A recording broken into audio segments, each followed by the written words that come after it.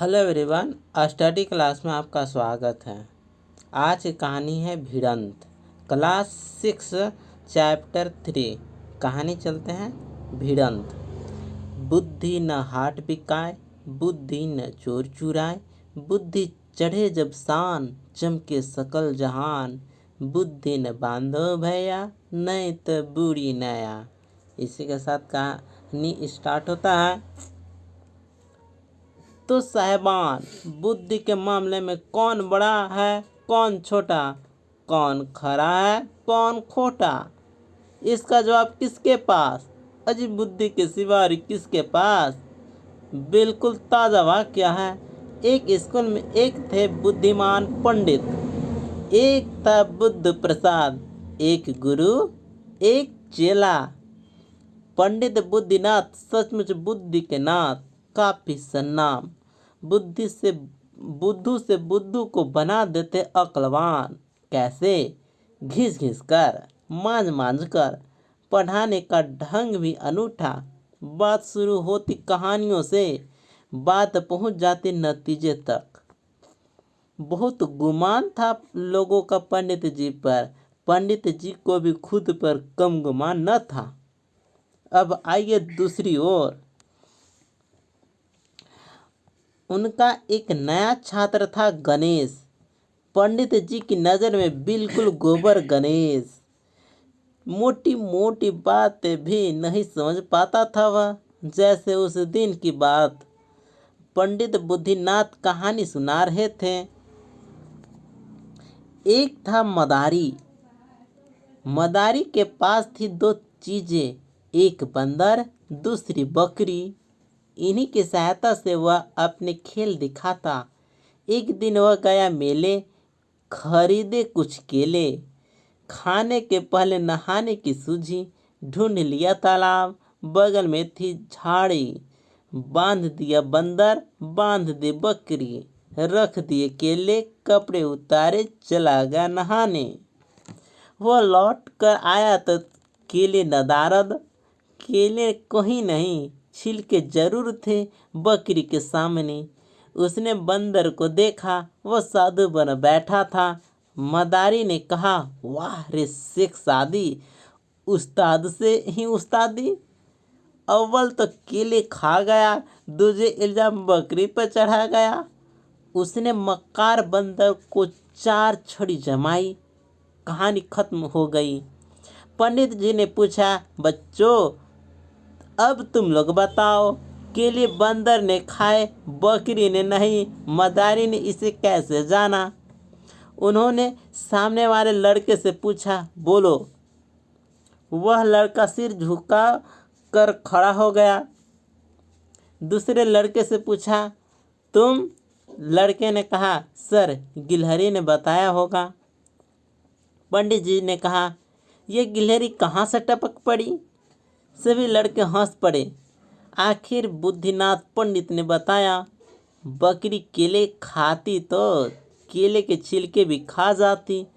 यह अकल तो बंदर के पास ही है, वह केले छील सकता है। छिलके पड़े हुए थे, जाहिर हो गया कि केले किसने खाए। केले खा गया बंदर, छिलके रख दे बकरी के आगे। क्यों? इसलिए कि पीटे तो बेवकूफ बकरी पीटे, बंदर पर शक भी न जाए। लड़के दंग थे। कुछ के मुंह से निकला इश, कुछ के मुंह से निकला वाह। कुछ ने अपनी अक्ल को कोसा, मगर एक लड़का इनसे अलग था। उसने न इस कहा न वाह, वह था गणेश। पंडित जी की त्योरी चढ़ गई। उन्होंने पूछा, क्यों गोबर गणेश, कहानी समझ में नहीं आई?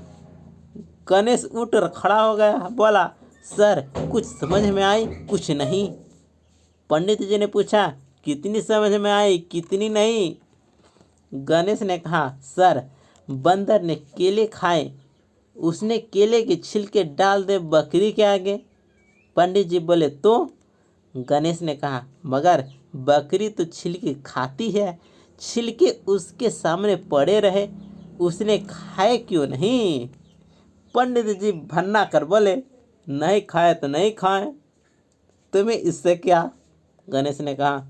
तब तो बकरी बंदर से ज़्यादा चालाक निकली। उसने छिलके नहीं खाए, पाप का सबूत पड़ा रहा। बंदर की मक्कारी पकड़ी गई। फिर बकरी बेवकूफ़ कैसे हुई। पंडित जी बिगड़ कर फूट। उन्होंने डांट दिया, बैठ जाओ बुद्ध प्रसाद। लड़के डर के मारे चुप। उस दिन से गणेश का नाम हो गया बुद्ध प्रसाद। यह देख बुद्धनाथ और बुद्ध प्रसाद की पहली भिड़ंत। आगे भी भिड़ंत होते रही। पंडित जी चेले को डरा कर चुप कर देते। एक दिन पंडित बुद्धनाथ क्लास में आए। वे पूरी तरह से तैयार होकर आए थे। बुद्धनाथ बोले, बच्चों, यहाँ की पढ़ाई पूरी होने को आई। तुम लोग अपने अपने घर जाओगे। मगर कविता की भाषा में कहूँ तो शिक्षा अभी अधूरी है, कितनी लंबी दूरी है। जीवन में पग पग पर परीक्षा आएगी, कदम कदम पर इम्तिहान। सारा क्लास उन्हें आदर से सुन रहा था। पंडित जी खुश हुए। उन्होंने फिर एक कहानी उठा ली। बोले, बहुत दिनों की बात है। कौशल के राजा कहीं जा रहे थे। संयोग देखिए कि काशी के राजा भी उसी रास्ते से आ रहे थे। एक ही रास्ते, एक ही रास्ता, एक ही समय, एक ही रास्ता। रास्ता भी संकरा और दोनों राजा रथ पर। दोनों के रथ आमने सामने रुक गए। अब एक रुके तो दूजा जाए। दोनों रथ साथ साथ नहीं जा सकते थे। मगर सवाल टेढ़ा था, कौन पहले जाए। कौन तब तक रुका रहे। दोनों राजा, दोनों के मान का प्रश्न। कोई किसी से कम नहीं। कोई पीछे हटे तो कैसे। फिर क्या किया जाए। राजा रथों में बैठे रहे। दोनों के सारथी बात करने लगे। कौशल के सारथी ने कहा, तुम जरा परे हट जाओ, मेरे रथ को निकल जाने दो। काशी के सारथी ने कहा, तुम ही जरा परे हट जाओ ना, मेरा रथ निकल जाए। समय बीतता गया।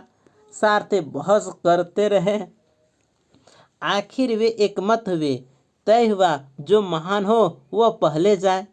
दोनों सारथी अपने अपने राजा के गुणों का बखान करने लगे। कौशल के सारथी ने कहा, मेरे नरेश पराक्रमी हैं, प्रतापी हैं। काशी के सारथी ने कहा, मेरे नरेश भी पराक्रमी और प्रतापी है। कौशल के सारथी ने कहा, मेरे राजन गुणों की कद्र करते हैं। काशी के सारथी ने कहा, मेरे राजन भी। वह कांटे कांटे की लड़ाई थी। फैसला होता नहीं दिख रहा था। तभी कौशल के सारथी ने कहा, मेरे महाराज मित्र से मित्र की तरह पेश आते हैं और शत्रु से शत्रु की तरह। काशी के सारथी ने जवाब दिया, मेरे महाराज मित्र से तो मित्र की तरह पेश आते ही हैं, वे शत्रु से भी मित्र की तरह पेश आते हैं। वे सत्यवान हैं, क्षमाशील हैं, विनयशील हैं। कौशल नरेश ने सुना और गुना। उन्होंने सारथी को इशारा किया। सारथी ने रथ पीछे खिसका लिया।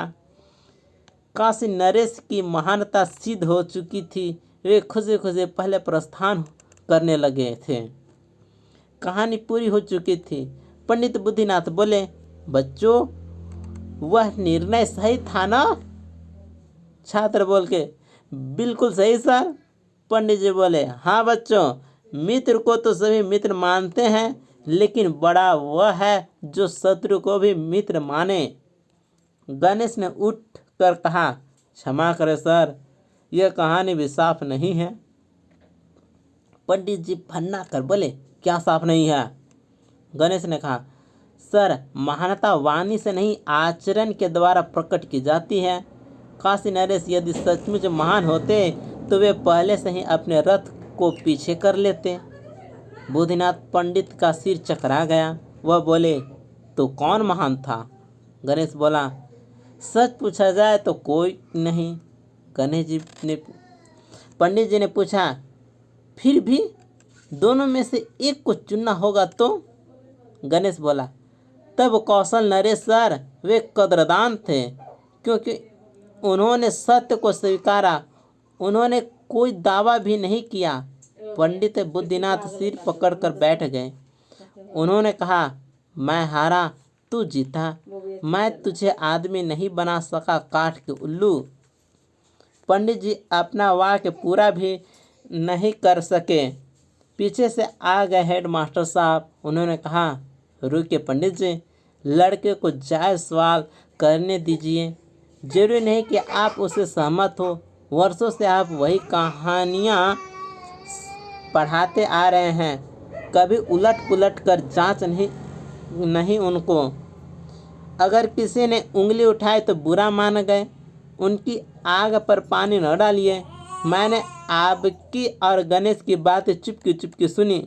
जी हाँ, लकीर के फकीर कुछ नहीं करेंगे तो ये गणेश जैसे लड़के जो उसके दास नहीं हैं, बच्चे प्रकृति की प्रत्यंछा से छूटे हुए तीर हैं, उन्हें रोकिए मत, वे अपना रास्ता खुद बना लेंगे। सारी नज़रें गणेश की ओर घूर गई। उसकी आंखों से आंसू बह रहे थे। यह कहानी विश्वविद्यालय में पढ़ाने की परंपरावादी तरीके पर प्रश्न चिन्ह खड़ा करती है। विद्यार्थियों को नए तरीके से सोचने तथा अपने विचार अभिव्यक्त करने का भरपूर अवसर दिया जाए तो उनका स्वाभाविक विकास संभव होगा। अतः एक अच्छे शिक्षक को चाहिए कि वह विद्यार्थियों की जिज्ञासा को बढ़ावा दे और उन्हें किसी भी विषय पर नए तरीके से सोचने के लिए प्रेरित करें।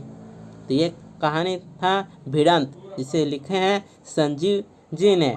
तो यह आपको बढ़िया लगा तो लाइक और कमेंट जरूर करें और दोस्तों के साथ शेयर करें। मिलते हैं अगले वीडियो में, तब तक के लिए जय हिंद।